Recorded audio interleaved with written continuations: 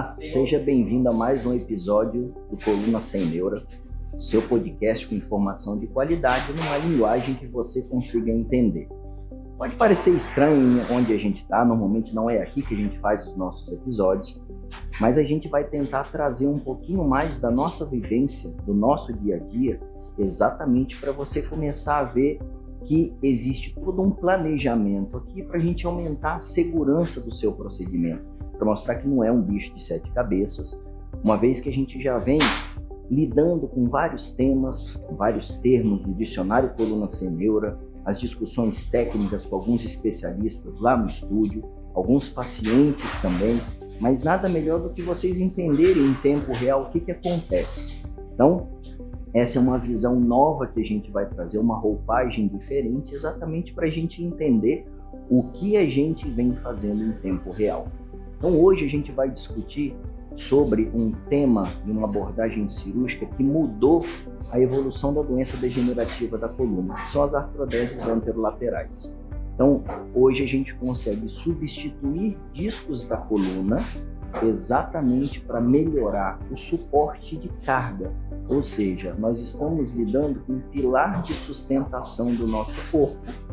Antigamente a gente fazia um fortalecimento indireto disso daí por uma abordagem posterior. Então eu abria a linha média na região das costas, exatamente para chegar nessa região da coluna, fazia umas fixações com parafusos, às vezes eu conseguia mexer indiretamente no disco, mas isso era um trauma cirúrgico muito grande. Então não eram todos os pacientes que se beneficiavam desse tipo de tratamento cirúrgico.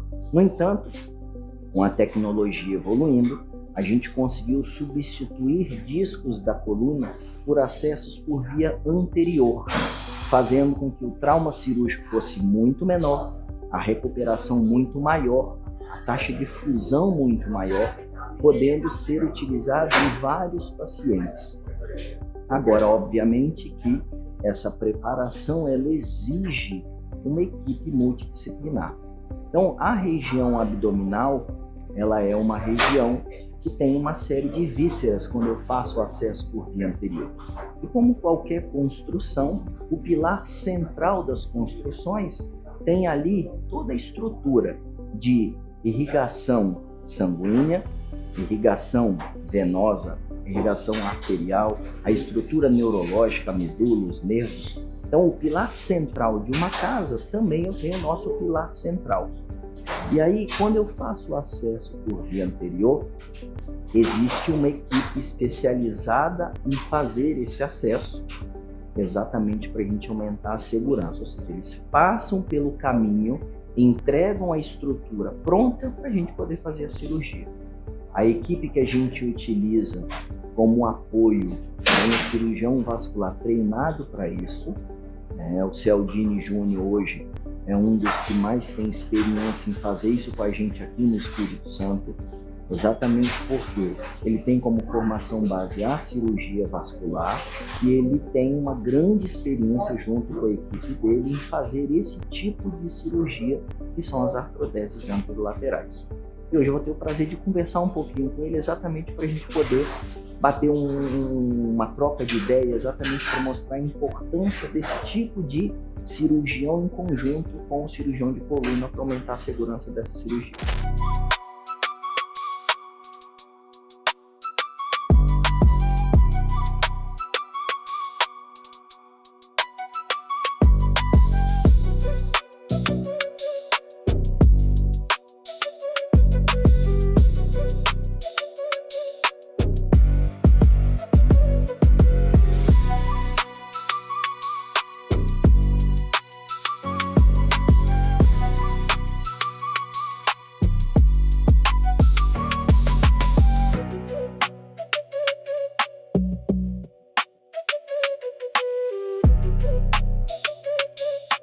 Então agora a gente vai conversar, só para vocês poderem entender o fera que está aqui do meu lado conversando comigo agora. Tá? A equipe do Aécio hoje é a equipe com a maior casuística documentada no mundo sobre esse tipo de problema que a gente conversou. O Cialdini é um dos membros dessa equipe que vem operar aqui junto com a gente. E a ideia é exatamente a gente conversar um pouco mais da a segurança que a equipe multidisciplinar traz nesse tipo de cirurgia.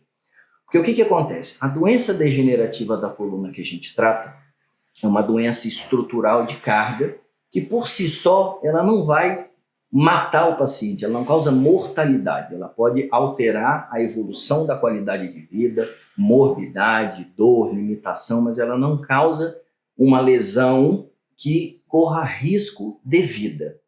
No entanto, como o pilar de sustentação do nosso corpo tem algumas estruturas importantes, vitais, artérias, veias, se eu tento manipular aquela região sem ter o conhecimento necessário, aí sim eu posso ter intercorrências graves que colocam em risco de vida o paciente.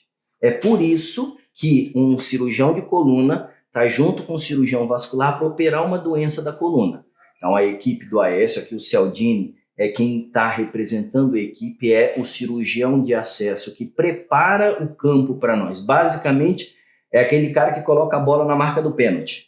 E aí a gente vai lá para marcar o gol. Então isso aumenta muito a segurança, porque é uma cirurgia que a gente faz uma troca de um amortecedor da coluna, que é um pilar de sustentação, por um corte pequeno, um trauma pequeno e uma efetividade muito grande. Então é uma cirurgia que essa paciente ela vai acordar, o pós-operatório vai no quarto e a alta é precoce com menos de 12, 24 horas. Então a recuperação é muito grande. Então eu vou começar um pouquinho aqui. Cialdini, primeiramente, muito obrigado, tá, por conversar um pouquinho aqui com a gente, porque eu entendo que a sua rotina é bem corrida, só para vocês poderem entender. Hoje é uma equipe que abrange o Brasil inteiro, tá? Então, primeiro eu queria agradecer você aqui, tá? E eu queria tirar algumas dúvidas, tá, Cialdini? Você tem como formação a cirurgia vascular. Cara, como que você pensou em falar, bicho, olha só, eu vou trabalhar com o pessoal da cirurgia da coluna? Onde é que veio isso, cara? Então, primeiramente eu queria agradecer o convite, é um prazer enorme estar aqui. E como que foi esse contato? Na verdade, o Aécio, que foi um dos precursores desse acesso para a coluna, ele estava expandindo a equipe. E ele me convidou, perguntou se eu queria fazer parte do grupo. Até então, não tinha a menor noção do que era cirurgia de acesso, do que era cirurgia de coluna. Eu comecei a acompanhar, comecei a me interessar, e isso tem aproximadamente uns 8 anos. Hoje, só faço isso, dedicado exclusivamente para acesso à cirurgia de coluna. Inclusive, eu falo que hoje, vascular, eu não sei mais o que é, não sei mais o que é o vaso. Só sei que não pode cortar ele durante a cirurgia. Mais ou menos o que me restringe. E hoje, a equipe, obviamente, de vocês tem uma abrangência nacional. A casuística de vocês hoje está em mais ou menos quantos casos? Aproximadamente uns 15 mil. Algo em torno de 15 mil. Inclusive, estava comentando aqui nos bastidores que a gente tem um trabalho publicado com aproximadamente 6 mil casos. A gente não conseguiu incluir todos porque esses 6 mil casos que estão tabulados, todos estão documentados. Então a gente não queria publicar algo que não tivesse a documentação. Mas chutando por alto deve ser algo em torno de 15 mil. Então, assim, essa documentação e esses casos, porque assim, qual é o principal medo? Por que o cirurgião de acesso é tão importante para mim, na sua visão? Então, vamos lá. O que acontece? A cirurgia de coluna, ela é uma cirurgia de coluna. Então, qual a parte que precisa ficar boa? A coluna. Não adianta você dizer, a cirurgia foi rápida, foi tranquila, se o paciente sai com alguma dor, com algum desconforto. Então, o acesso ele é um adjuvante.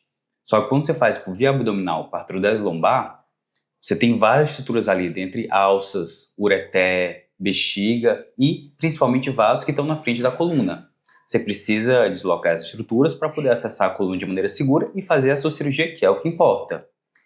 Então, qual seria aí a principal lesão? Talvez, se não a principal, a lesão mais grave e potencialmente fatal.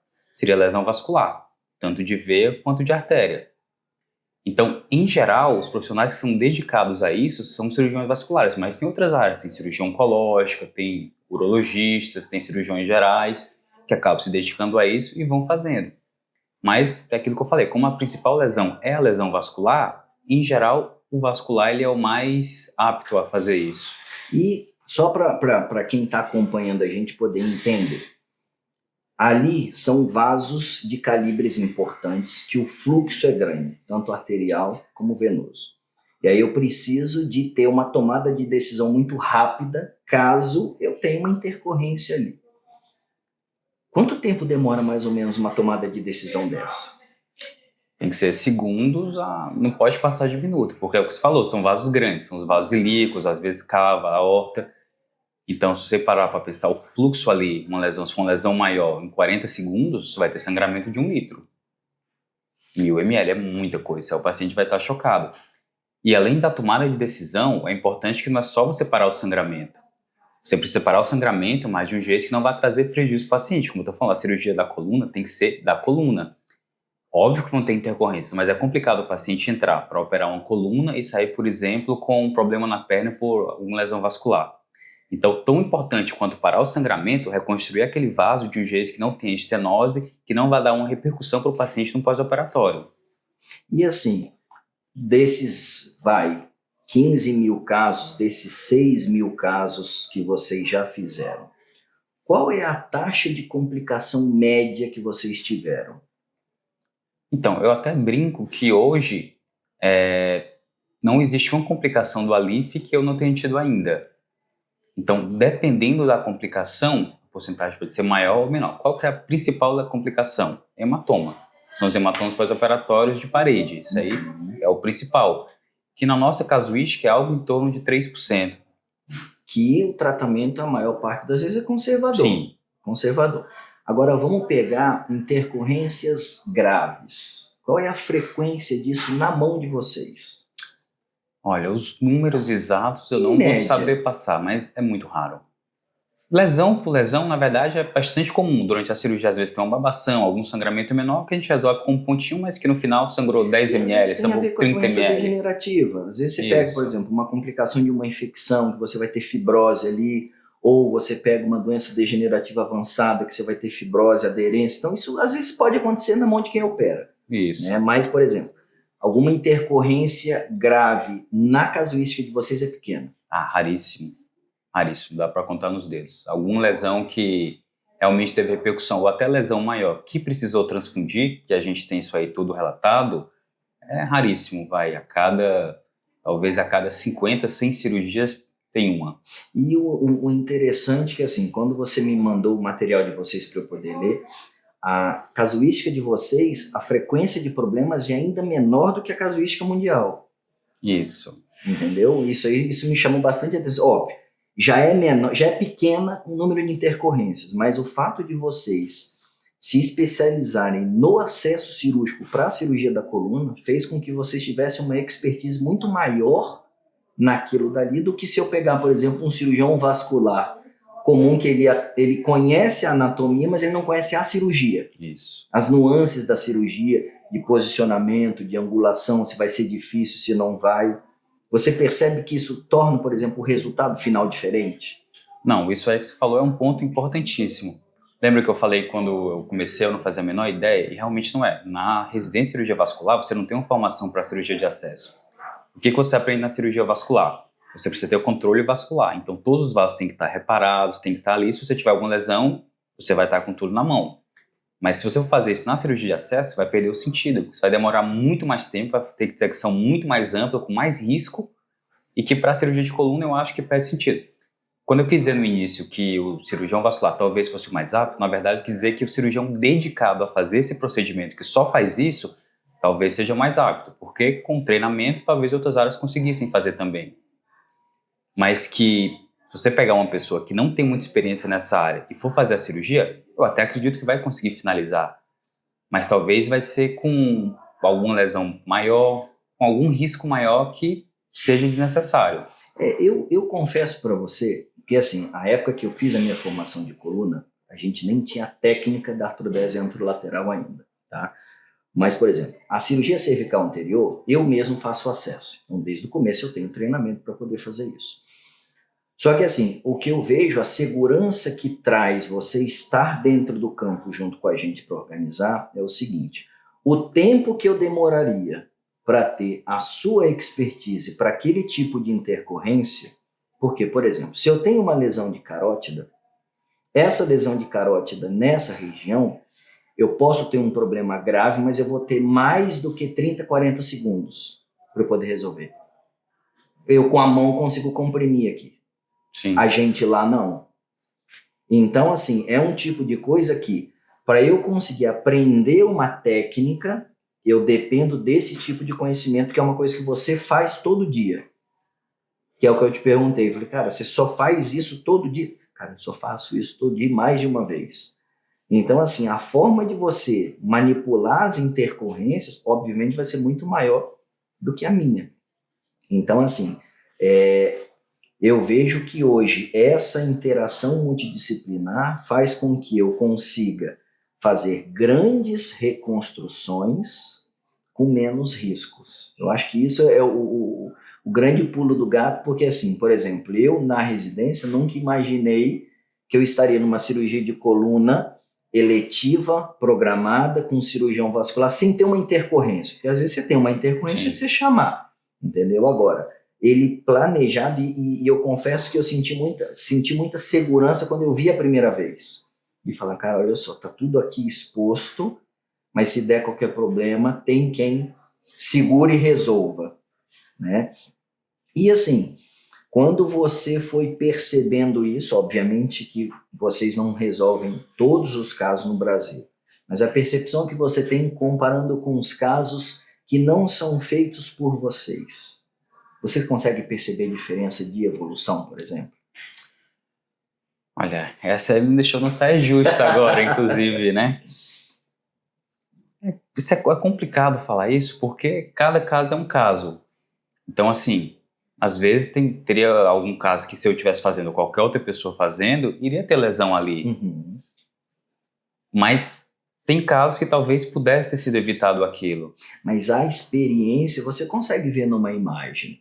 Você fala, esse caso é um caso mais difícil, um caso mais fácil. Você consegue ter uma noção. E muitas vezes até engana. Vou te falar que tem vários casos que eu olho, nossa, esse caso vai ser muito difícil, vai ser um caso complexo.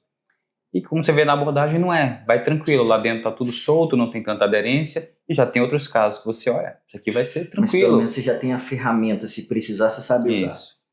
Isso. Então eu particularmente acho, Celdinho, que assim, eu agradeço muito a sua disponibilidade de estar vindo aqui com a gente, tá? Tanto no podcast como na equipe. O Espírito Santo precisa desse tipo de serviço, tá?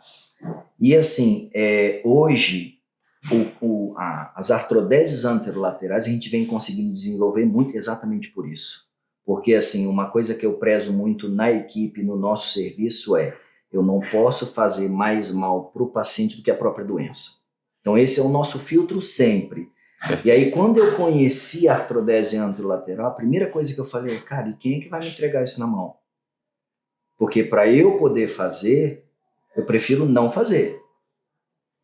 E aí foi quando eu conheci a equipe de vocês. E aí fica fácil, cara, porque para me entregar a bola na marca do pênalti, eu vou bater 1000 pênaltis e vou acertar os 1000. Entendeu? Então, cara, muito obrigado aí.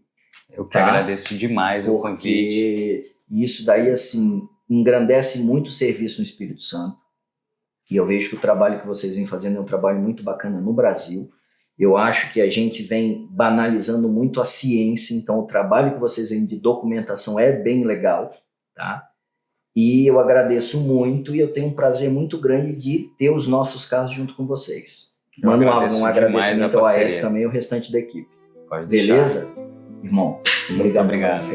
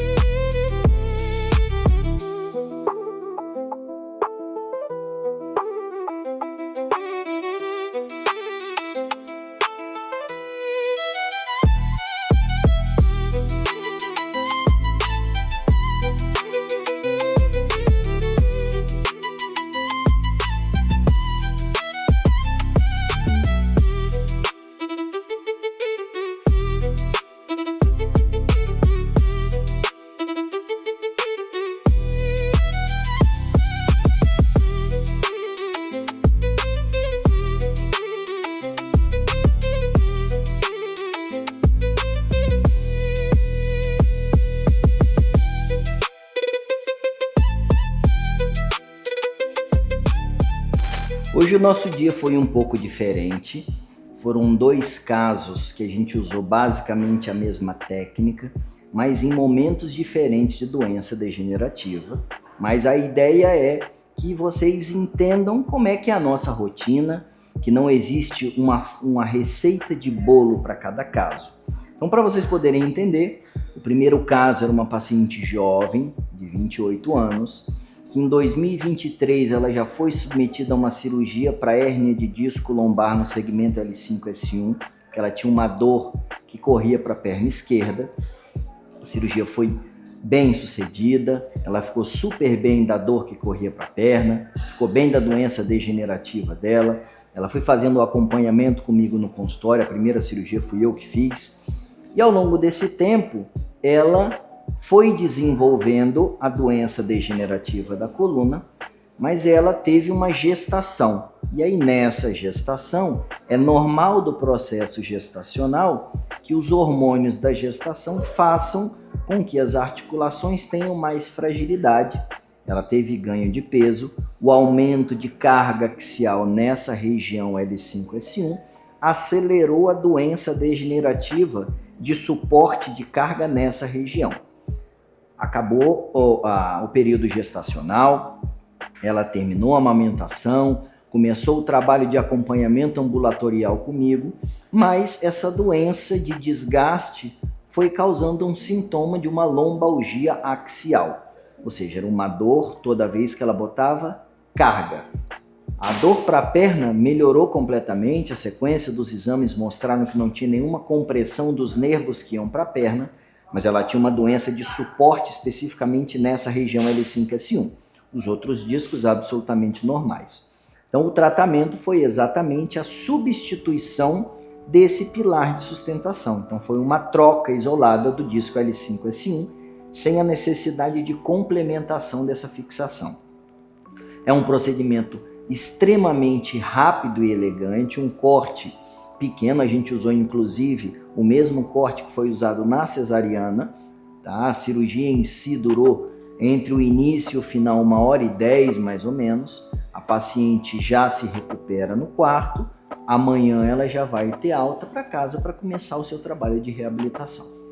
O segundo paciente já é um paciente mais idoso, com doença de Parkinson, inclusive já fazendo uso do estimulador cerebral profundo para o tratamento da doença de Parkinson, e ele desenvolveu um desgaste a mais do que o normal nesse segmento L4 e L5, tanto pela própria doença degenerativa intrínseca da coluna, como também pela própria doença de Parkinson, que é uma doença que aumenta a tonificação muscular dessa região, principalmente do tronco. Isso fez com que ele tivesse uma região mais acelerada de desgaste, com perda de altura do disco, com diminuição das dimensões do forame, ele já tinha dores irradiadas para as pernas por compressão desses forames, tanto de L4 como de L5.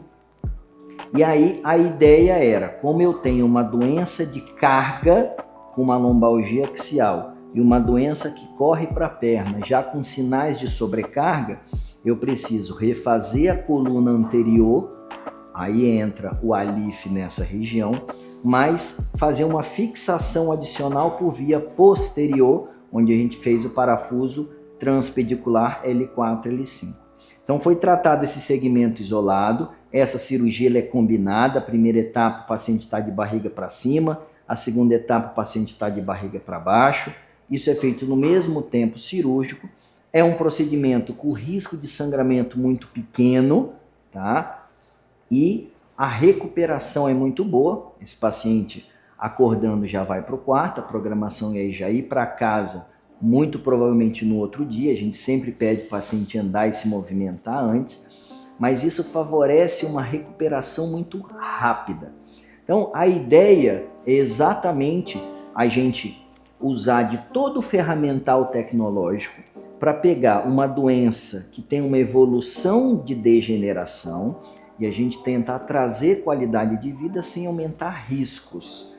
Eu sempre digo isso para os meus pacientes, para a equipe e para toda a equipe multidisciplinar que está com a gente. A gente não pode ser mais agressivo do que a própria história natural da doença. Então, cada caso precisa ser avaliado nos seus detalhes. A história ela vai se construindo ao longo do tempo. A doença degenerativa, eu não preciso de uma decisão de rompante. Então, é muito complicado quando você vai a um consultório e recebe uma indicação de um tratamento cirúrgico no seu primeiro contato com o cirurgião, porque a doença degenerativa ela vem com o tempo. E a ideia é, conhecendo a particularidade do paciente, a gente consegue utilizar a ferramenta menos invasiva.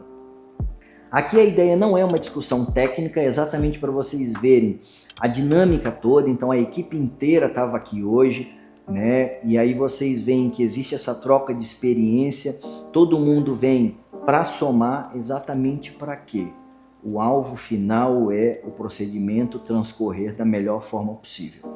Então tomara que vocês tenham gostado dessa nova modalidade, é uma novidade que a gente vem trazendo. Se for interessante, deixa aqui no comentário a sua impressão. Se você ainda não conhece o nosso trabalho, nos siga nas redes sociais, ative o sininho de notificação, curta, compartilhe. Se você tiver alguma sugestão, você pode entrar em contato com as nossas redes sociais ou deixar aqui no comentário, porque a ideia é usar essa ferramenta de conscientização, porque a gente já viu que é uma ferramenta poderosa e vem mostrando que o Espírito Santo está entre os principais nomes da cirurgia da coluna no Brasil. Até o nosso próximo episódio.